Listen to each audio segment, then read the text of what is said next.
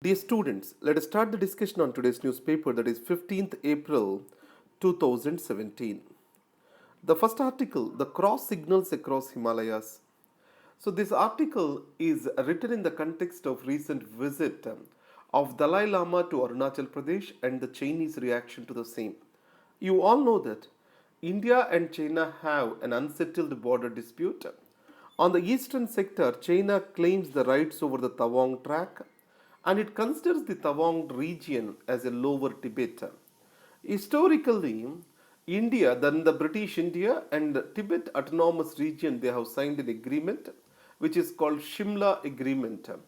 In that, it has been clearly delineated that Tibet has agreed for McMahon Line.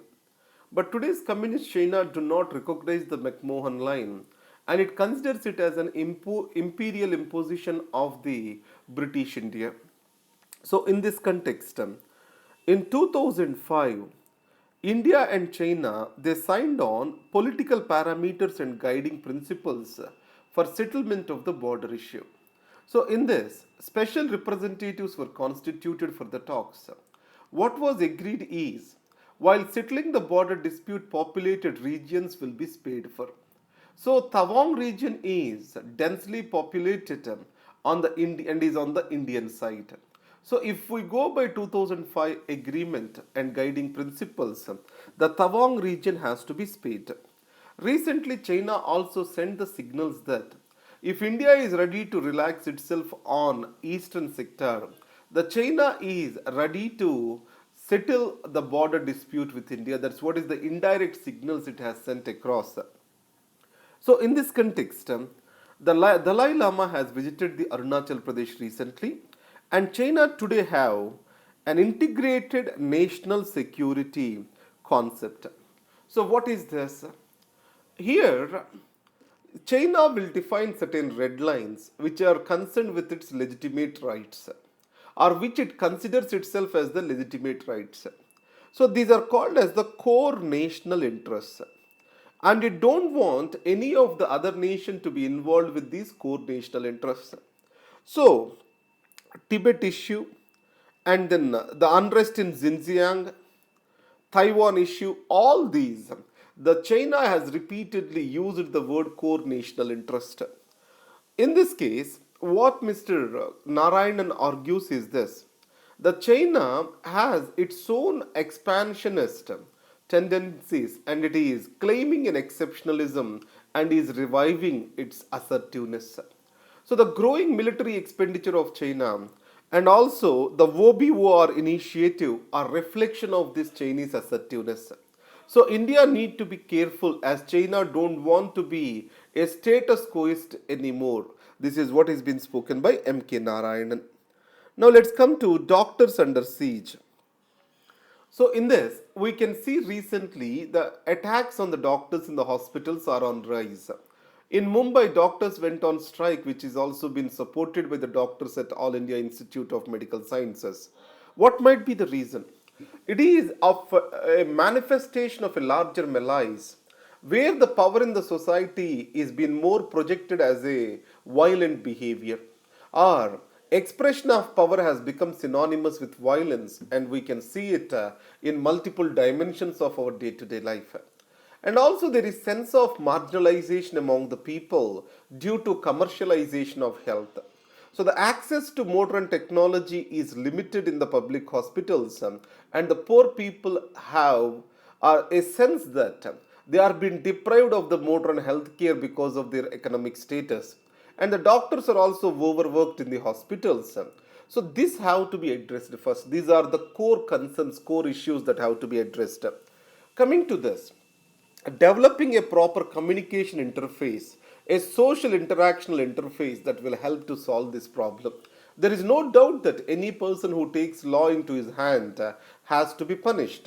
But systematically addressing the problem is also important. So improve the infrastructure first and provide for better healthcare facilities in the public hospitals.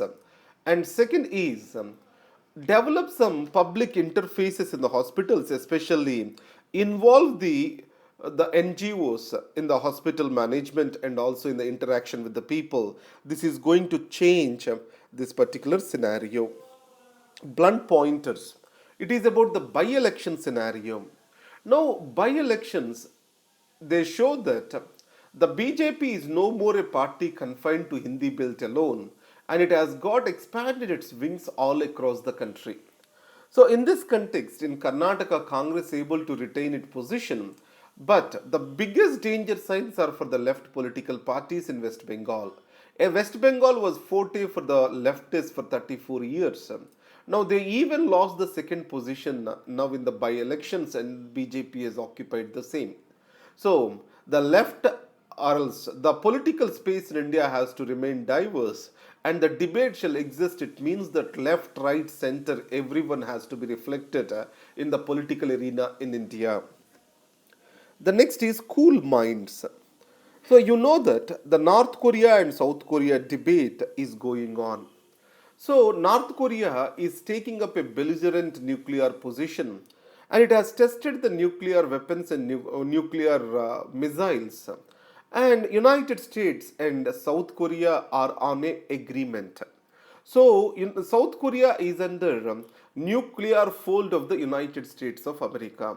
So, simply said, Japan and South Korea are the allies of United States, and US has a responsibility to protect the same. So, in this context, the North Korea has received repeated warnings and it did not react to the same. And United States has deployed its aircraft carrier in the Korean Peninsula. And second is, North Korea is also trying to test a nuclear weapon afresh. So the tensions are increasing in the region. The only country that has some leverage with the North Korea or in talking terms with North Korea is China. So China has clearly stated that the storm is breaking. It means the warheads are coming on the Korean Peninsula. Last time, when North Korea has tested a nuclear missile, the United States has deployed third missiles, terminal high altitude area defense missiles in South Korea. So China is very much apprehensive of these missiles because the radars in this they can spy on its nuclear establishments. Finally, it led to a diplomatic row between South Korea and China imposed the trade and tourist restrictions on South Korea. And finally, if the issue did not get solved through diplomatic means, it will be dangerous to entire Korean peninsula. So the way forward over here is the de-escalation. So it is not the deal making, it is the de-escalation that can solve the issues over here. Now, you know that there is a huge backlog of the cases in spite of government repeatedly stating that our Supreme Court repeatedly giving the guidelines, this backlog of the cases are increasing. So, the Supreme Court wanted to study why this much of backlog is existing in the High Courts and they are taking the Allahabad High Court as a case study for this matter. And Beam and Aadhaar, you know that cash transfers, the government is working on digitalization and the future is going to be based on the cash transfers. So the Beam and Aadhaar link will allow for transactions using the biometric data, just a thumb imprint. This is going to change how the Indian economy and customer relations are going to be organized. Marketplace is going to be organized in the future according to the Prime Minister. Right, I missed one important article. So this is judicial opinion on personal laws needs review. Now here, Article 13 of the Constitution, if you see, it clearly states that states shall not make any law that violates the fundamental rights. So what is the definition of the law? Does it include the word law under Article 13? Does it include personal law or not? If personal law is also included, then obviously no personal law can violate the fundamental rights. So the triple talaq, polygamy, all are expected to be part of this. And the next is, after the religious rights, does triple talaq, polygamy, are they come under the religious rights? The government argues that they are not religious practices, these are social customs and norms. If they come under the social customs and norms, they shall be subjected to the principles of equality, liberty, etc., which are stated in the Constitution. So the center wants to argue that they do not come under the religious rights given under the Constitution of India. So these are the important articles for the day. Now, I have prepared the notes over here. So remember this. Carry home points. Let us see once. India must realize that China is no longer willing to remain a status quo power. It means the Chinese assertiveness is growing. So I have used the word Deng Xiaoping, who is the modernizer of the China, who said, "Bide your strength, hide your strength, bide your time, never claim leadership." That's what is the Deng word. Grow silently. So China has shed the Deng's word and it is becoming assertive and is claiming an exceptionalism.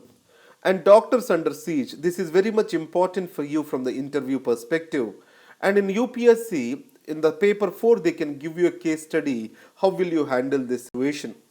And coming to recent by-elections, so BJP is claiming its presence across India that has been proven again.